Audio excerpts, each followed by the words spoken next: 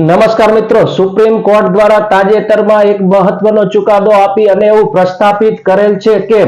Police દ્વારા કોઈ પણ આરોપીને વોટ્સએપના માધ્યમથી કે કોઈ પણ ઇલેક્ટ્રોનિક માધ્યમથી નોટિસ આપી શકાતી નથી। આવું સુપ્રીમ કોર્ટે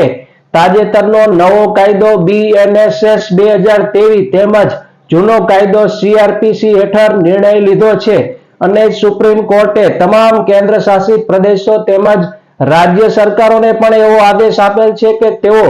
कायदाना माध्यमथी एटले के कायदामां जे सेवाओं द्वारा नोटिस आपवानुं कहेल छे ते द्वारा ज आरोपीओने नोटिस आपे अने